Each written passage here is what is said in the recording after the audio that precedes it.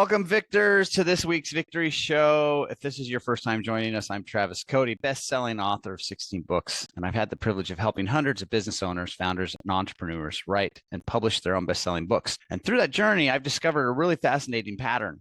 A lot of businesses hit a revenue plateau, 500,000, a million, 5 employees to 10 employees, and they really struggle to break through that. So on this show, I sit down with some of the world's most successful CEOs, leaders, and business owners to uncover the strategies they use to overcome those plateaus and scale their businesses to new heights. So if you're looking to learn from the best and get actionable insights that can propel your business forward, you're in the right place. And of course, if you like this episode, please subscribe and turn on the notifications. Today's guest is a master of lead gen and sales. Since 2015, John Karsant has been working in the lead generation space for various startups. It has allowed him to wear multiple hats and see what it takes to really build a startup from the ground up. All of his roles were fully remote and they were in full sales cycles. So he sourced his own contact data. He ran cold email campaigns. He made cold calls. He held demos. He made sales. And with that experience under his belt, he decided to start Level Up Leads in 2021 with the goal of helping small to mid-sized companies build a pipeline, schedule meetings, and close more deals. He has been named a top sales influencer on LinkedIn, and he's also listed as a lead generation expert by woodpecker.co. John, welcome to the show. I am happy to have a conversation with you today. Thanks for having me on, Travis. So I got to say, every business needs leads and most businesses struggle with leads. So walk me through a little bit of the lead generation industry and how it works for most businesses and the challenges, and then why, what Level Up does to sort of solve that challenge. Yeah. Well, first, let me just say, I'll tell you how we work and then the types of companies we work with, the typical needs they have, companies that aren't ready for lead gen, companies that we do feel are ready. And so a lot of that happens in the discovery phase. But what Level Up Leads does is we're a sales development and appointment setting agency. So we are going out, we're reaching out to people who have no idea who we are, essentially our clients, who our clients are.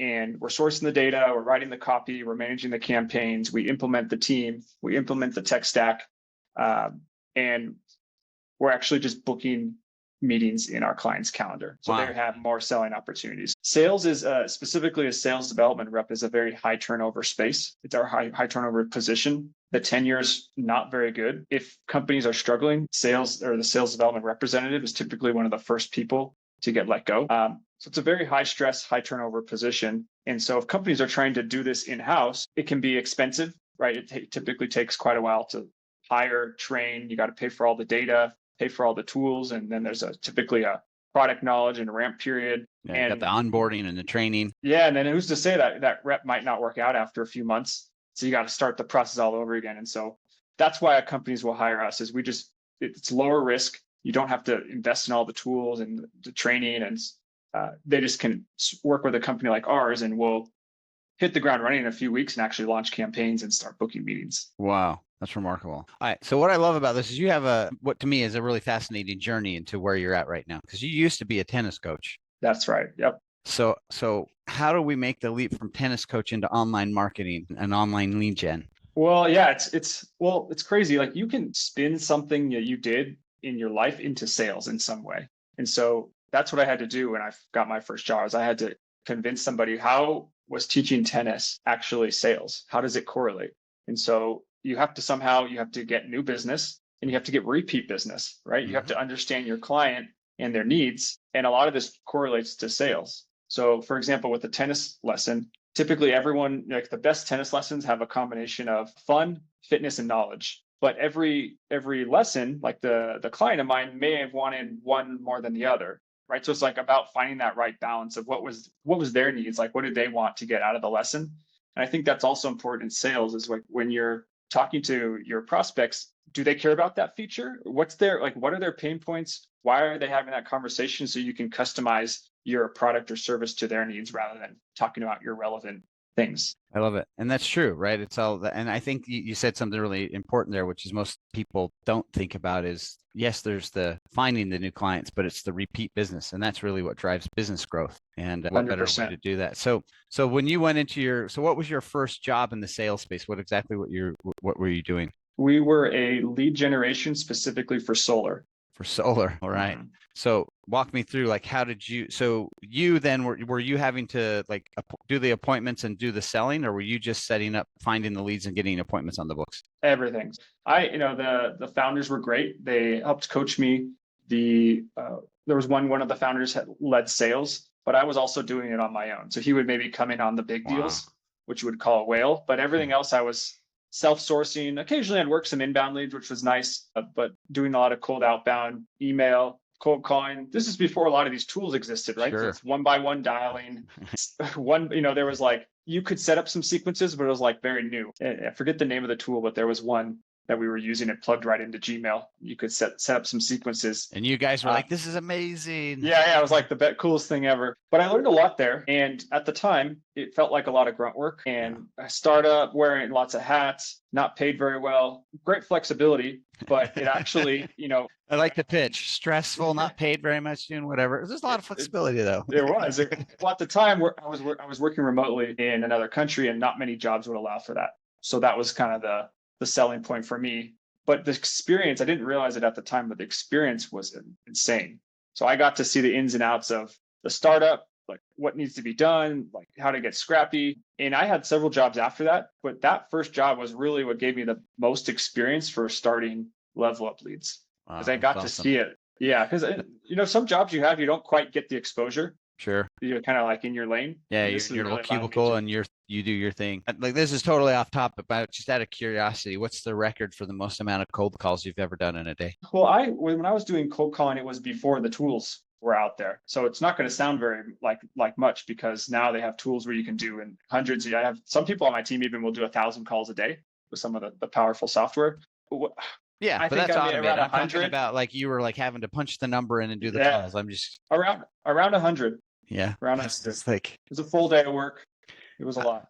okay, so somebody who I in another lifetime, in another career, I did door-to-door advertising sales in Los Angeles. So I was going door-to-door to businesses to do just trying to sell local advertising to businesses. And it's pretty brutal. But when you're going door to door, I can maybe do 30 or 40 businesses in a day just because of the travel time and everything.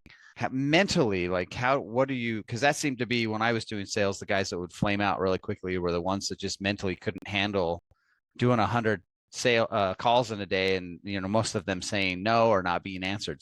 Like, what were the strategies you developed for yourself to just deal with that, like that part of the job? The rejection aspect. Just the rejection, and the fact that like how many of the calls that you made, like some wouldn't, they people that went to voicemail, right, or didn't pick up, so you're just dialing and dialing and dialing. Yeah, the commission.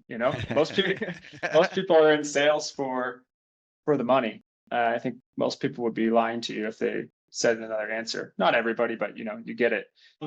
Yeah, I think it's just like the grind of the position, and you have to, if you're going to be successful, you have to understand that most people are going to say no when you're doing sales or doing sales development, right? It's different once you get them on a call. Your percentages go up significantly to a close. But cold outbound, yeah, you reach out to 100 people, 90 plus are saying no.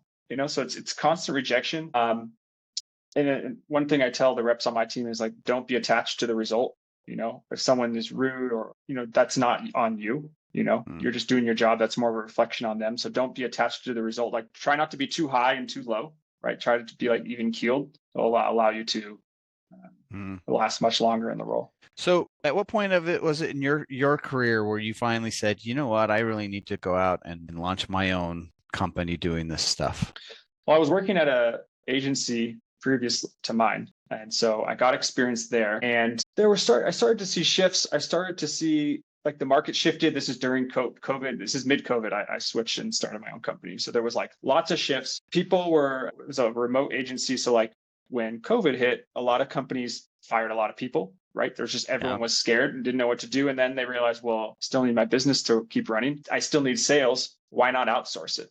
Right. So then actually this is at my old company, our company tripled during COVID. Was that like over like a 6-month period? Yeah, well, first it dropped off significantly. Sure. We were losing clients. And then it took a little while. And a few months later, they're like, well, yeah, why not just do this remote? Why not hire an agency? So yeah. Wasn't it interesting to see the mindset shift of everyone who was just like, no, we don't do remote. We don't do remote. We don't do remote, to like, oh, we need to do remote, to, oh my gosh, we can do this all remote. Now it's like widely accepted. Yeah, and it was such a tiny window of time to make that like paradigm shift in the industries. I just found it fascinating, and not just even in business, right? From people, my mom now, and I'll call her on the phone. She's like, "Can't we just do Zoom?" And I'm like, "You didn't even know what Zoom was 2 years ago." Yeah, no, it's great in that sense, right? So for someone who has been working remote for most of my career, it was great in that sense. It's like now it's not like you don't have to hide that you're at home. So I don't tell anybody that I work from home or Columbia. Now it's like, there's remote businesses and they're proud of that. So yeah, I just talked to a few episodes ago. We had a real estate investor on, and he was talking about the one of the fastest growing segments in the real estate industry is RV parks. And the reason I'm sharing this with you, it seems off topic, but he was saying that there's 500,000 new RVs sold in North America every year, and the average age of the person buying the RV is 35.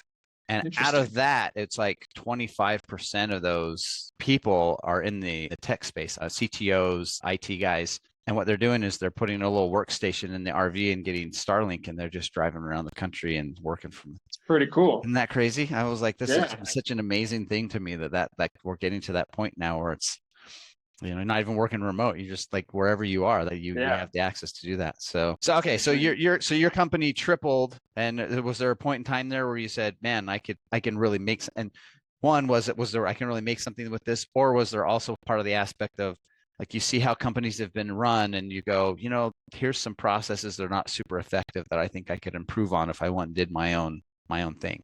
100% that. I had good relationships with my previous company, but I kind of saw like ways we can improve, and I didn't see the business, like they weren't taking and I was kind of running my own business within their business. So I was doing a lot of my own, like I was doing the sale, also the fulfillment side. So it was like a one-man show under their umbrella. After a while, I was like, I could do this on my own. Yeah. So I spun off and started doing something different. And I wasn't doing exactly what they were doing, but then after a while, I was doing list building, basically building up contact lists for other companies, which is a need. But it also, I quickly realized it was a one-time sale. They were happy. They'd take their list, they'd work it, but they need time. They wouldn't just like continue. It'd be like, all right, give us some time and we'll circle back in a few months. We'll let you know how that list went. And I was like, man, this is hard. It's like, I can't get any repeat business this way. So I quickly shifted and started adding on new services, which was a reoccurring revenue, like a monthly subscription for the delivery. And then ultimately what people want is, the reason why they want that contact list is because they ultimately want to do the outreach and the appointment. So we just started doing it all ourselves and doing the appointment setting. And then that just started, that's where we started to take off, is we started just doing the entire process itself. So how long were you solo before you were to a point where you needed to hire your first employee? I started with a few.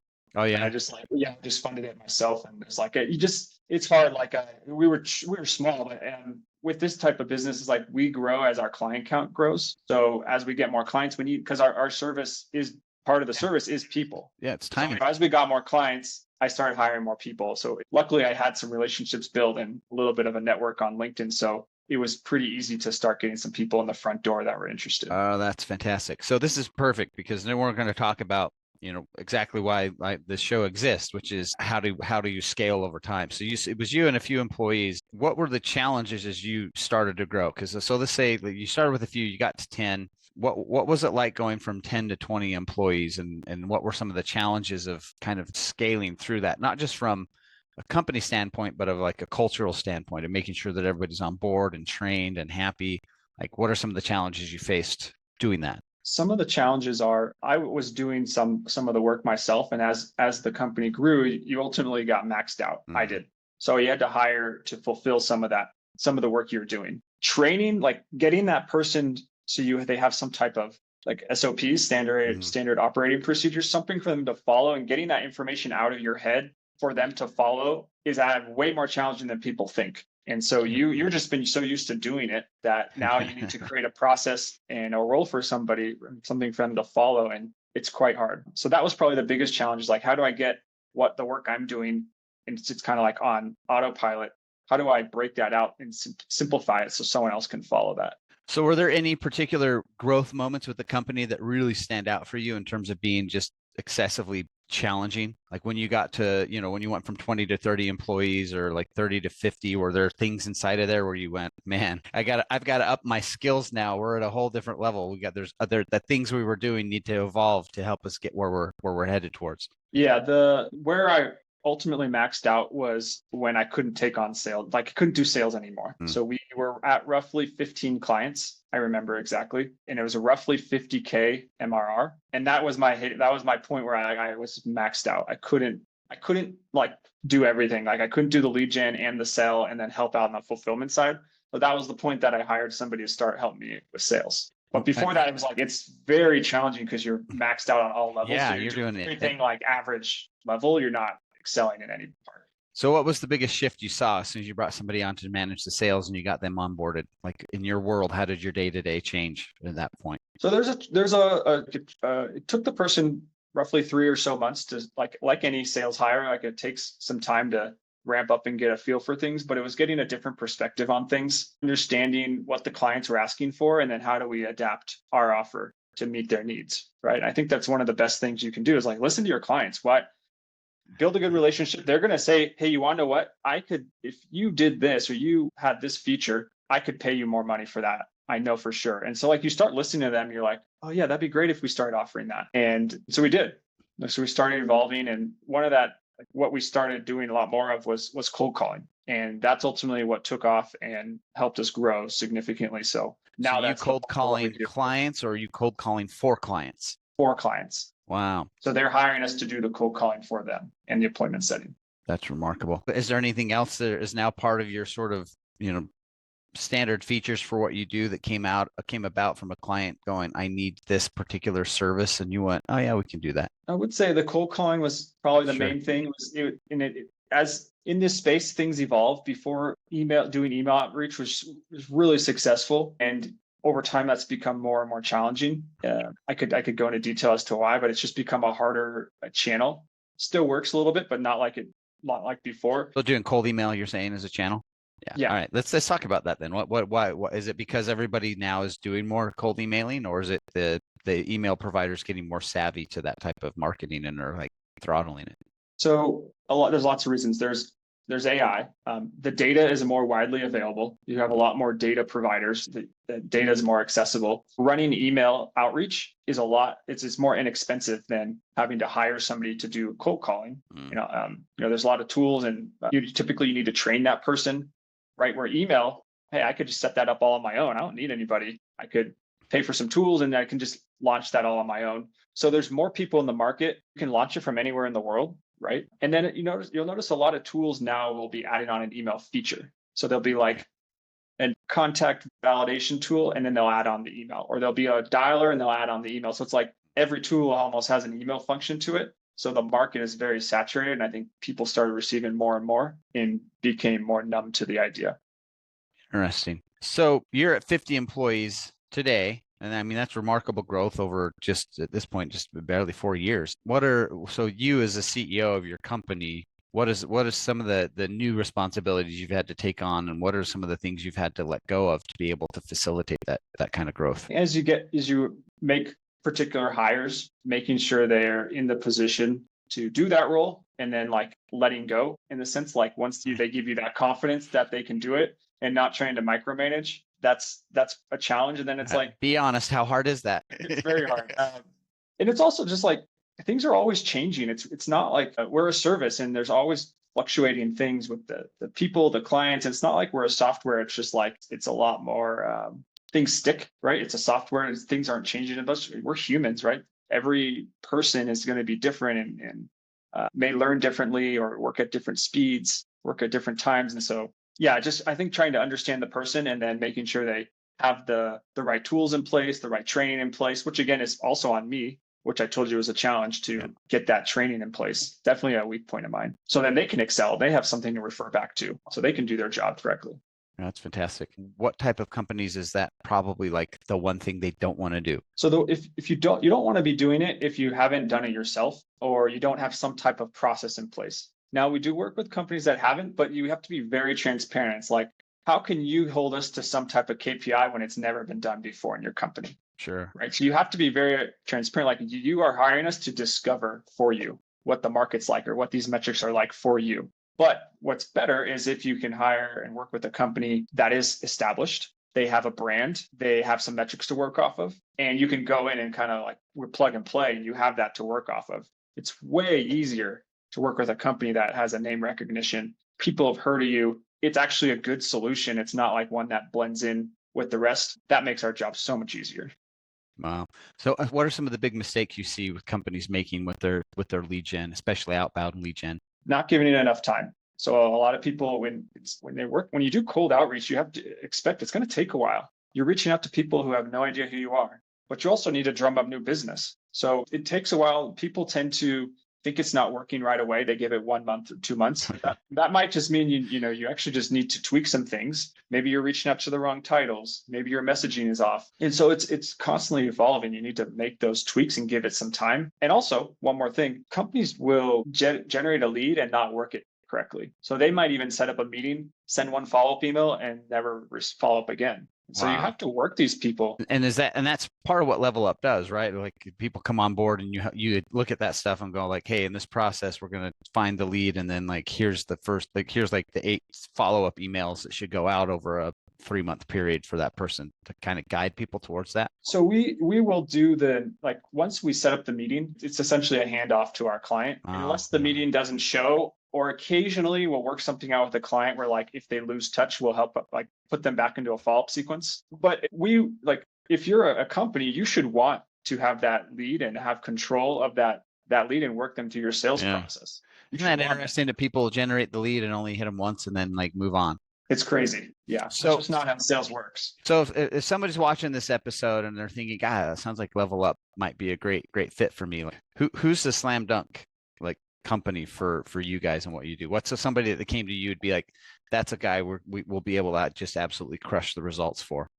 The main things are, having some type of establishment in your space. So people would like a little bit of a name recognition helps significantly. Not a requirement, but it does help. And then a unique product offering, something that stands out, right? So if you are a CRM and then there's 15 other CRMs plus HubSpot plus Salesforce, like it's going to be an uphill battle. And so maybe you have something unique though that those companies don't have, and then that's where it's like, this is why people are going to want to switch and use that CRM because they have that unique feature that the others don't. Then that really makes sense because you have a selling point. The other thing I'd say, sorry to jump in, is we work with a lot of people in the tech and software space. So a lot of our companies are in the IT space. They have some type of software or platform. We work with a lot of clients in that space. Wow. Right, so if somebody wants to find you, it's levelupleads.io. Is that the best place to go? Yep. Or my LinkedIn, you can find me at John Karsant, and I should be the only one that pops up.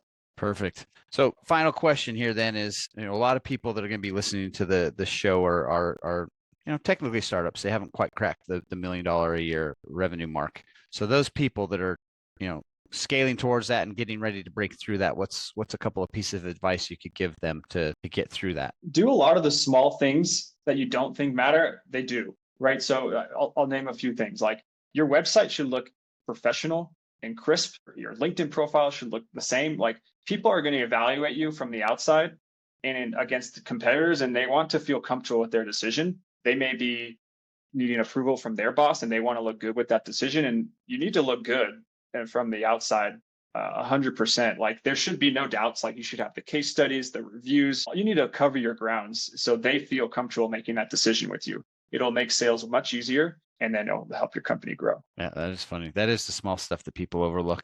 Nowadays, it's becoming even easier with AI too. So, all right, John, thank you so much. This has been a fantastic conversation. I really appreciate your time. Thanks for having me on, Travis. Take care.